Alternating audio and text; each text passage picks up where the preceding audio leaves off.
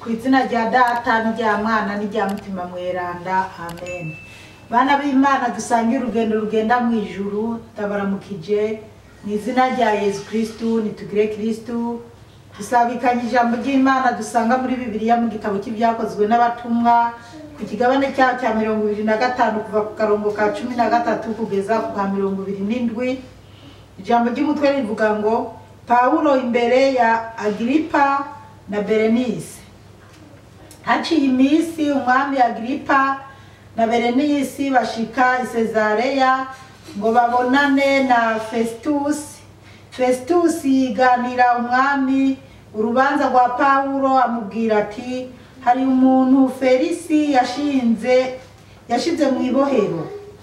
Aho nari i Yerusalemu, abahereza nkuka bakuru n'abakurambere b'Abayuda baramwitwariye bamusabira gupfa.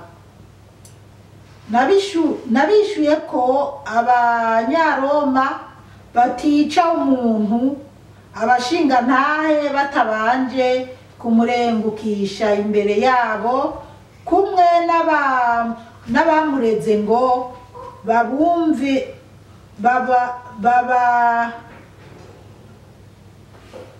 bababuranishe nawe abone kwiregura ibyo bamwagiriza. Twaciye tumanuka ino, bukeye nja mu iciro ry'imanza ntumako nyamuntu nta caha nasanze kimwagira mu byo abamwitwariye bamureze. Ico bamwagiriza kijanye n'idini ryabo cerekeye uwitwa Yezu yapfuye. Paulo nawe akaba yemeza ko akiriho. Ngo mbone sinoshobora guca urubanza nk'ubwo, ndamubaza ko ashaka kuja i Yerusalemu gucirirwa yo urubanza, yamara Paulo yashatse gucirirwa urubanza kwa Auguste. Nico gituma nategetse ko aba aragumijwe mu ibohero umwanya ntari bwamurungike kwa Cesare. Agripa abwira Festus ati nanje nshaka kumva ico uwo muntu avuga. Amwishura ati uzomwumviriza ejo. Bukeye Agripa na Berenice barashogomanga barinjira mu iciro ry'imanza bari kumwe n'abakuru b'imigwi y'abasirikare n'abandi bakuru bo mu gisagara. Festus atumako Paulo. Festus avuga ati mwami Agripa, namwe mwese muri ngaha murabona uwo muntu Abayuda bazananye n'iyonka baza kumundega ko Yerusalemu, no ngaha bamuvuza ko induru ngo ndamucire ubwo gupfa. Kubwanje nabonye ataco yagize cyo tuma apfa. We mbere yahavuye ashinga urubanza kwa Augusto umwami mukuru, none nigiriye ingingo yo kumurungika. Narabuze ikintu c'ukuri no kwandikira Cesari, nico gituma ndamuzanye imbere yanyu, cane imbere yawe mwami Agripa, kugira ngo muhejeje gutohoza urubanza menye ico nandika.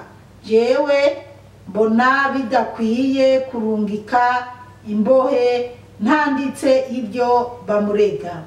Bene wacu muri Kristu Yezu, iri ni ijambo ry'Imana. Dushimiye Imana. Haleluya, amen, haleluya, haleluya, amen, amen. bana b'Imana ijambo ry'umutwe twisunga riravuga ngo Paulo imbere ya Agripa na Berenice. 13 bavuga ngo haciye iminsi umwami Agripa na Berenice bashika i Sezari ngo babonane na Festus. Haciye iminsi umwami Agripa baragenda kwa Sezari kugira babonane no kugira barabuko bagenza Paulo. 14 Festus yiganira umwami urubanza rwa Paulo amubwira ati hari umuntu Felisi yashinze mu ibohero.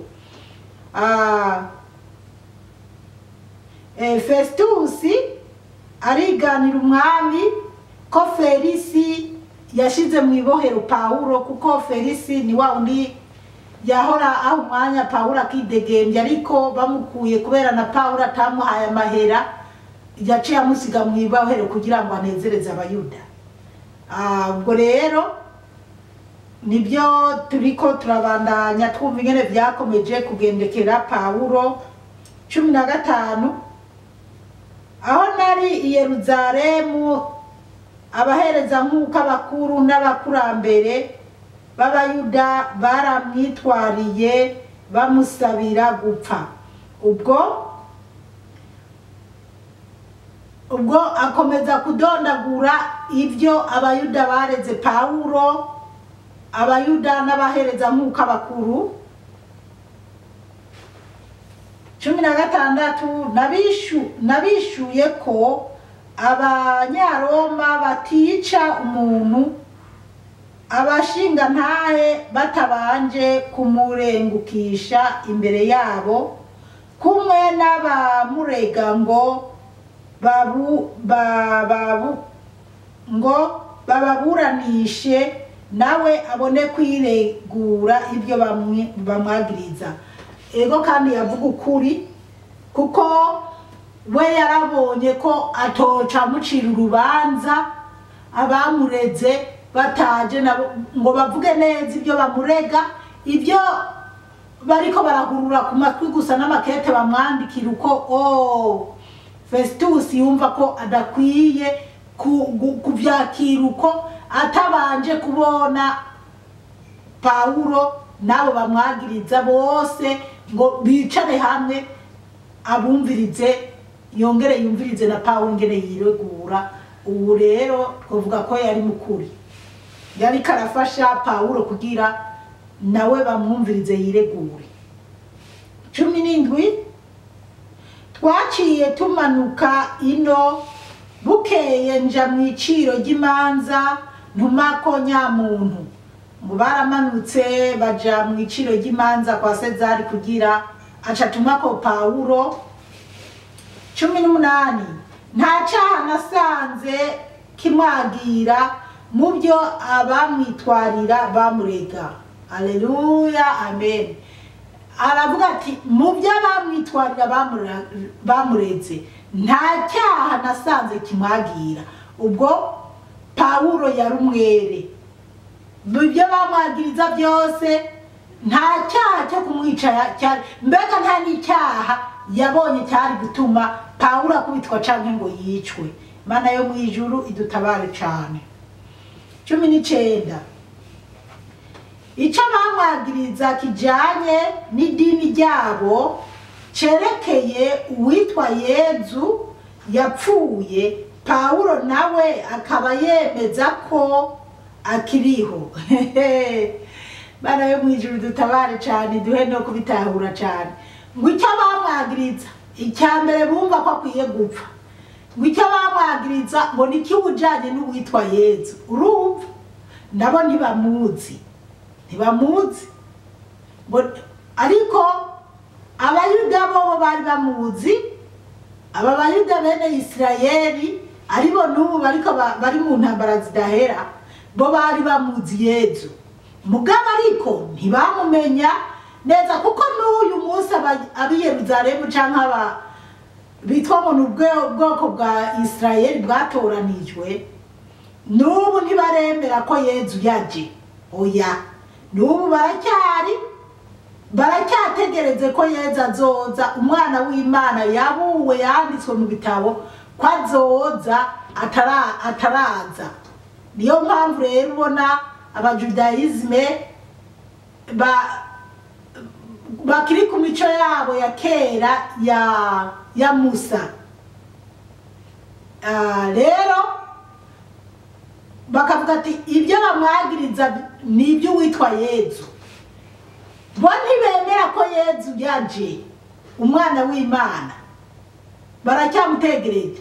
Mugabo Pawulo we wabemeza ko ahari n'ubakiriho, kandi urumva nubwo hano handitse mu ncamake, ariko murumva ko yaguma asigura. Twarabibonye no mu bindi byose yuko yavuga ati Yezu mwaramwishe ariko yarazutse, kandi je yarambonekeye.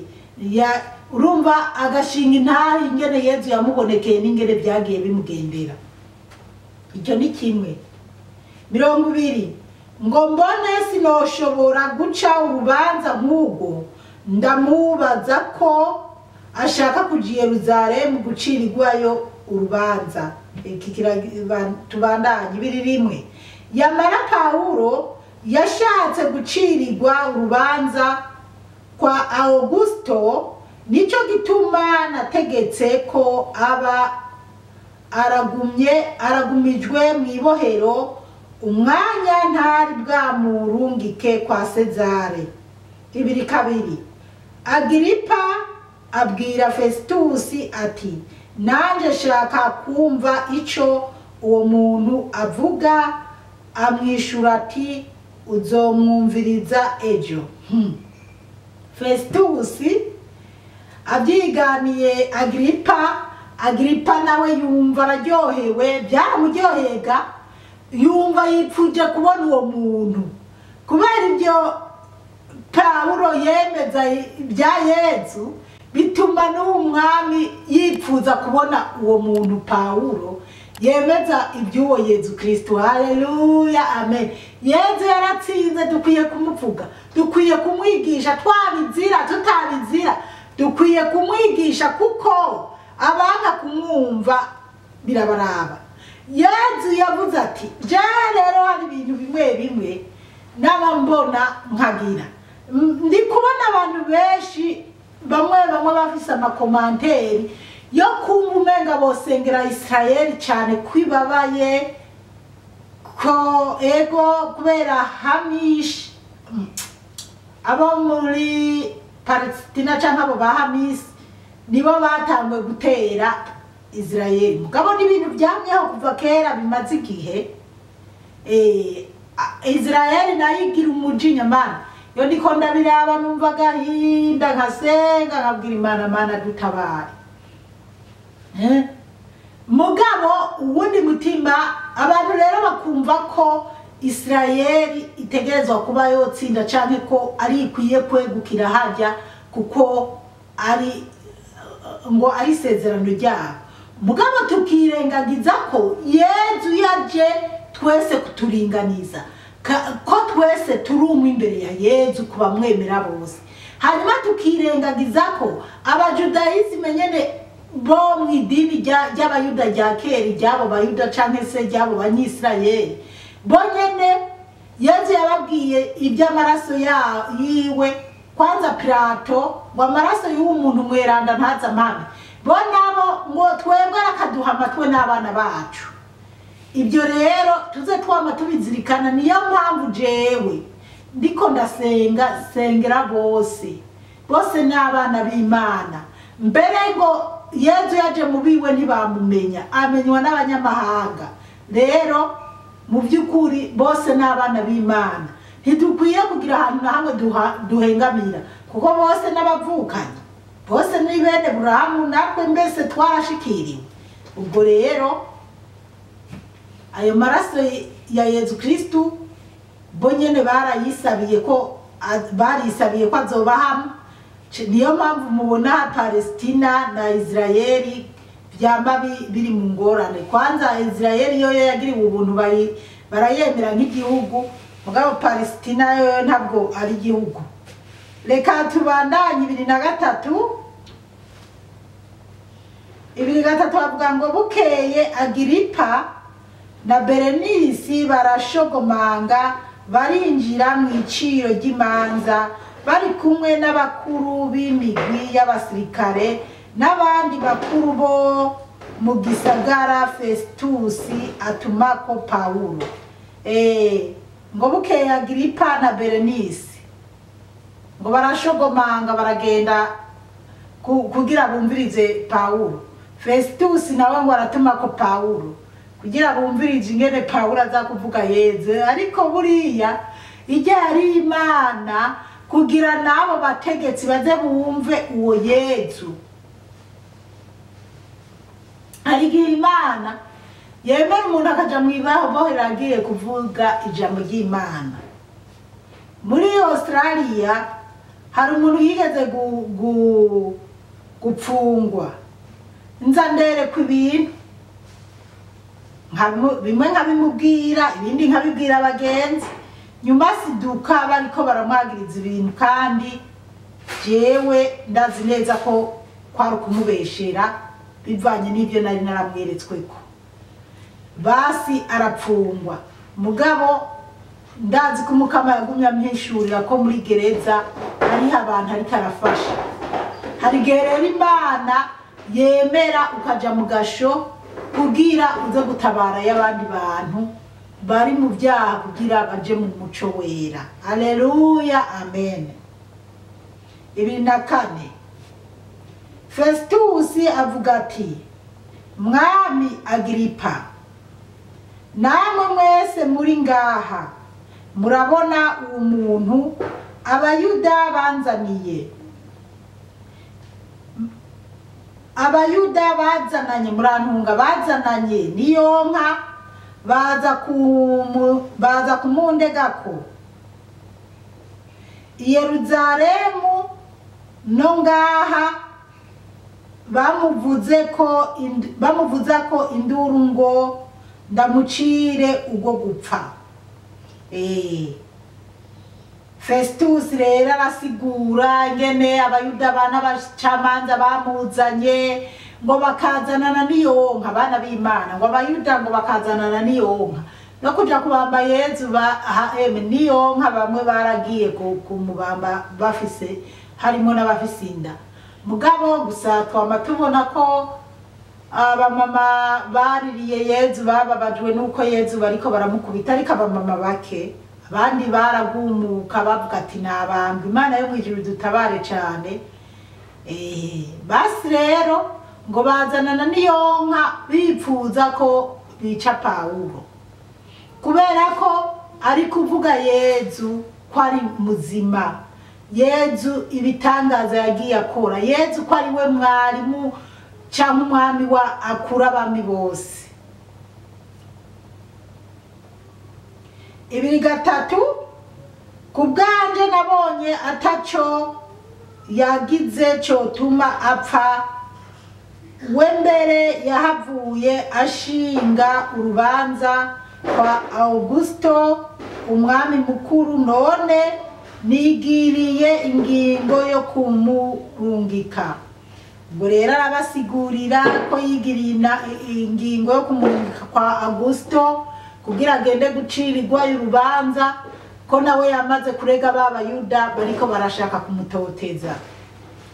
Naramuze ikintu cy'ukuri no kwandikira Sezari, nico gituma ndamuzanye imbere yanyu cyane cyane imbere yawe.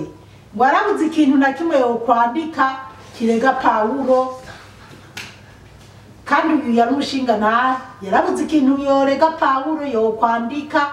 Yari yumviriye kumwagiriza ibinyoma, abona ntakwiye kumwagiriza ibinyoma, rero ariko arabisigura neza. Mwami Agiripa, kugira ngo muhejeje gutohoza urubanza menye ico nandika. Haravuga ati Mwami Agiripa, wewe uri umwami akomeye, nimutohoze mumenye iby'uwo mugabo, hanyuma mbone kuronka dosiye nziza no kwandika kuri uyu muntu. Nayo ubundi yavuga ati jewe nabonye atakibi ndamwagiriza, ibyo bapfa y'uwo mugabo Yezu nasanze atakosa ririmo, ibyo bapfa by'amadini yabo nasanze atakosa ririmo. Ubwo rero bana b'Imana murumva ko baramurenganya. 7 jewe mbona bidakwiye kurungika imbohe ntanditse ibyo bamurega. Aravuga ati we kubwiwe abona ko adakwiye kurungika imbohe bayirungike mu gasho atadoseye yo kumupfunga abona yotuma bamupfunga. Kubwiwe yumva yo murekura kuko yarabona ko ari umwere, ariko kubera hariho babandi bagicinyiza bakivuga ni mumurekure kubera azaravuga iby'umugabo yitwa Yezu kandi uwo Yezu twebwe nitwumwemera. Abayuda canke abanyisirayeli, ego muri Isirayeli hariho amadini kandi novuga amadini akomakomeye ko ari 3. Iri dini ry'abajudayizme, iry'abagatolika n'iry'abayisilamu. Rero hariho n'ayandi madini mugabo burya hasa idini rya mbere ni iry'abajudayizme, ariryo dini na Yezu yasengeyemwo n'uyu munsi bagihagaze kuri nyimbari gakondo yabo ku bagihagaze ku byo n'ubo bakiteguye Yezu, kuko Yezu batangura kumucira rubi none avuze ati uyu munsi byanditswe birasohoye kuri jewe. Nukubera ko yaravuze ko ari we bagaca bumva ati wapi uyu siwe, bigatuma banagumuka bakamwica. N'uyu munsi rero aba banyisirayeli benshi muri bo ntibamwemera, ariko hariho bake bemera bamwemera n'abandi batamwerekwa. N'uyu munsi bakitegereje ko hazoza umwana w'Imana akaba ari we abapendekeza ko ari bo bantu bari special. Mana yo mwijuru dutabare cyane. Ubwo rero uyu rero akumva ko neza na neza atogira uko abayuda bagize cyangwa uko abashinga ntaya babahereza nk'uko bariko baragirira Paulo, yumva ko ariko aravuga neza kugira urubanza rwa Paulo barutohoze neza ntibamucire ubwo gupfa bamurenganije. Imana yo mwijuru iduhe kubitahura cyane. Ego mwarahezagiwe n'Imana. Ku izina rya Data n'irya Mwana n'irya Mutima Mweranda, amen. Turagusenga Yezu, turakuninahaza.